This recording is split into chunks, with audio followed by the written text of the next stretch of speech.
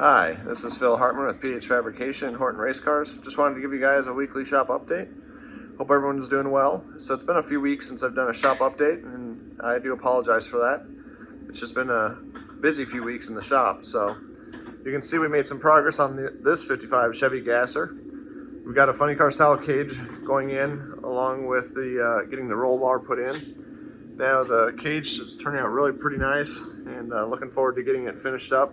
Now this car will be fitted with Isp Head Padding, and I'm sure a lot of you are thinking, well, we didn't have that back in the 60s when these gassers ran, but when it comes to safety, I'm not really too worried on what the look is when it's keeping the driver safe. Now we've also done the ladder bar setup in the back. You can see we have the adjustable turnbuckles, and that is allowing us to change pinion angle, but also allows us to add preload from right to left. We have the adjustable jack screws up there, along with the adjustment on the rear shocks. This setup will have a set of coil spring shocks with just a regular gas shock on the back. Now, a few other things we have to do to the car is mount his bomber seats in the car, or their Kirkley Racing low back seats. So those will get mounted in, along with pedals and steering.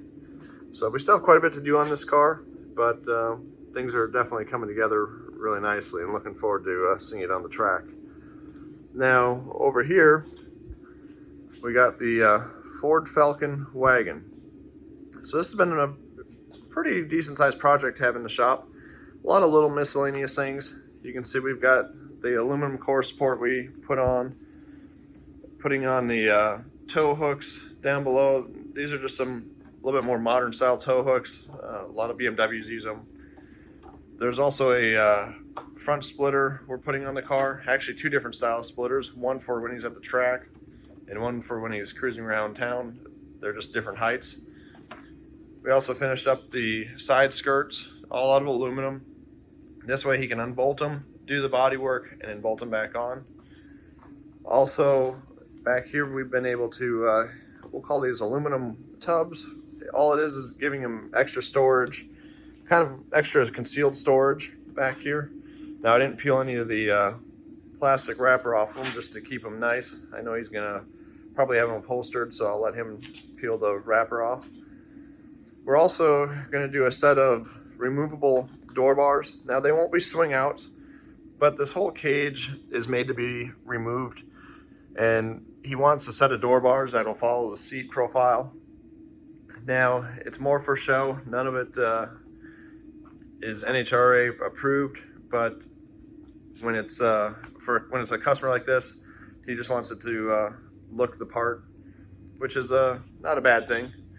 Like I said, if you got into an accident, it'd be better than having nothing at all, but like I said, it's not NHRA approved.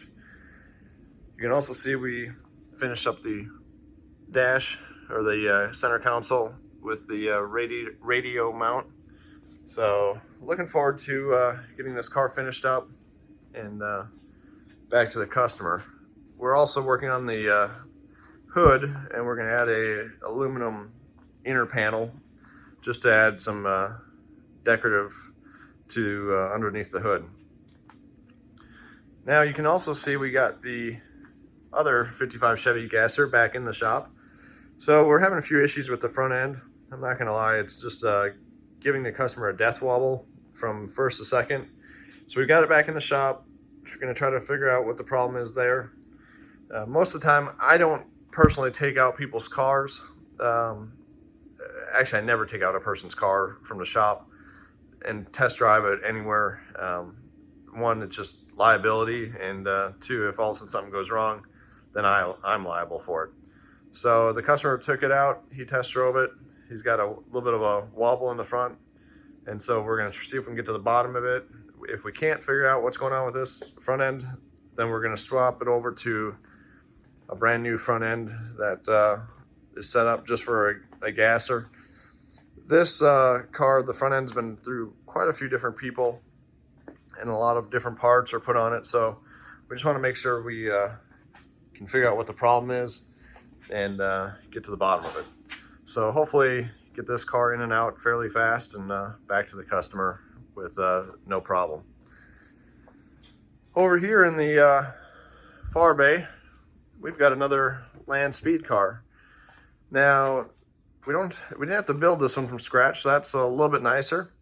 But we are adding a Top Fuel style canopy to this land speed car. Let me see if I can get over here. So we got a canopy from Don Schumacher Racing, and we're going to end up rearranging the body panels a little bit just to conform to this canopy. So it's going to take a little bit of work, but shouldn't be too bad. We're also going to add a little bit different nose to it, just to extend the nose and make it a little bit more sleek, and also tie in with the canopy. So looking forward to getting onto this project here in the next week or two. And then over here, we've got a altered. Now, this is kind of a unique car.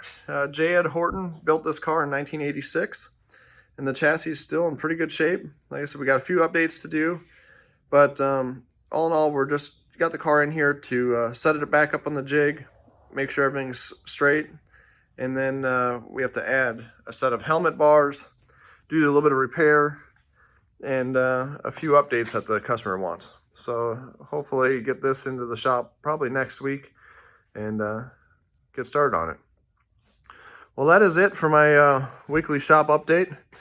I normally don't like having the shop this crowded with cars because it really makes it hard to work, but I am very, very thankful for all the wonderful customers we have here at PH Fabrication and Horton Race Cars, and I'm thankful for your continued support.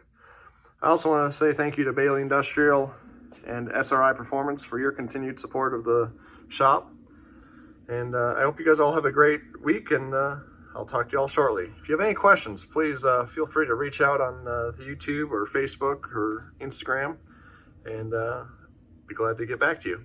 Thank you. Bye.